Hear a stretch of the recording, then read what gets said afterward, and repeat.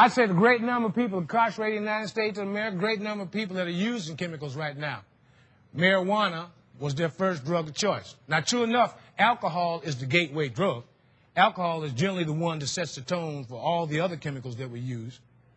But marijuana, a lot of people that were born in the 60s, marijuana was their drug of choice, the one that we went with, the one that causes all the trouble.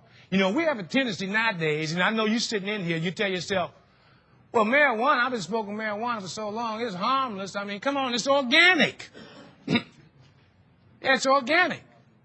I mean, it doesn't do anything. Well, I got some news for you. First of all, let's take a look at this harsh reality.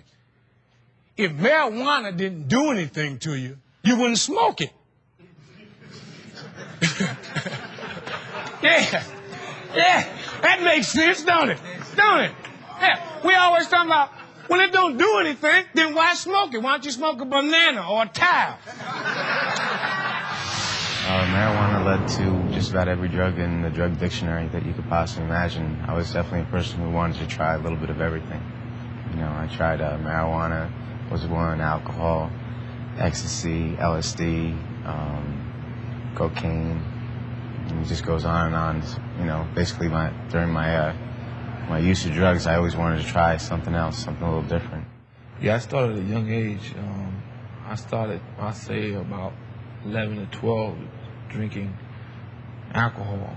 You know, then it just off and on. Then it just escalated to my high school years. I drank alcohol and started from alcohol, went to marijuana. After marijuana, my later years, my senior year, I started experimenting with cocaine.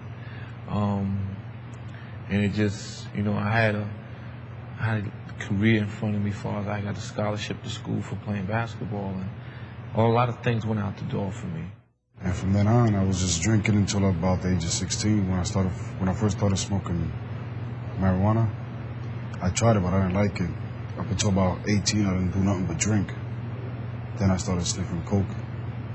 From then on, it just all went downhill, started selling it, gave up my job, quit school, and everything. There is a correlation that we do know that if kids are smoking marijuana, they are significantly more at risk of cocaine or other illicit drug use. But marijuana use continues to rise. And there's a big difference between the marijuana nowadays and the marijuana that most of us smoked and used. We were coming up in the 60s. See, most of us used that marijuana in the 60s, and you got everything from Acapulco Gold to the very basic domestic marijuana that they grow. But the marijuana that we used was basically anywhere from 2 to about 10% potency. Most of it somewhere from in the 2 to 5 range, okay? Nowadays, most of the marijuana that they grow and sell on the street is anywhere from 30 to 40% potency. Do you realize that? They have become much more sophisticated in growing it. It technologically has brought, it has brought itself forth. Look at what weed costs nowadays. See, you used to buy a pound of weed for $150, $200. Now a pound of weed can cost you as much as $3,000. And a lot of it has to do with the potency of it and the way it's grown. They've become extremely sophisticated in growing it. But we have a tendency to think that it has no effect on us. And it has a lot of effect on us. In fact, it affects us a great deal. We're just not conscious of what it does and what happens when we're using marijuana. Yeah, back then, because that was the late 60s. Marijuana and hash was acceptable, popping pills, trying LSD, and it just progressed. I really only smoked marijuana, and then all of a sudden it just turned to cocaine.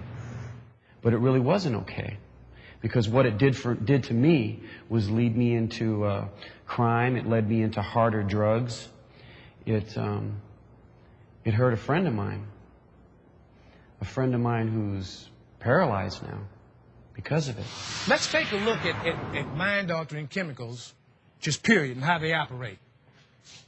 Say this is a can of beer, and this is a joint, okay? And this is some pills, and this is some cocaine, and this is some heroin, okay? And that'll be a face right there. As we take these chemicals, anybody know where do they go when we take them? Where do they go? The bloodstream, and then where? to the brain, all right? Okay? All of them. Does anybody know where they all go in the brain? Believe it or not, they all go to one very basic place up here in the brain. And it's where we reason. That's where they go. Now, if we take a look at America's favorite word regarding using mind-altering chemicals, we say that it makes us high. Truth of the matter is, it doesn't make us high. It just knocks out our ability to reason. And anytime you can't reason, yeah, you think this is this, really. And anytime you can't do that, you're in some serious trouble. That's how you end up in places like penitentiaries, emergency rooms, funeral parlors, judges' chambers, doctors' offices. Yeah. Making sense to you now? Yeah.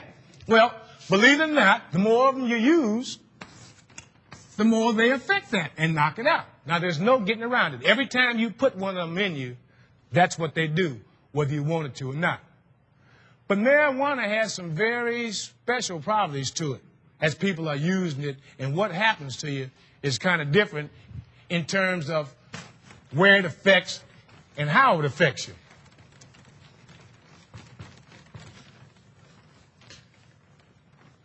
If we divided marijuana up into how it affects the body, it would affect it in two ways. It would affect it physically and psychologically, okay? The body and the mind.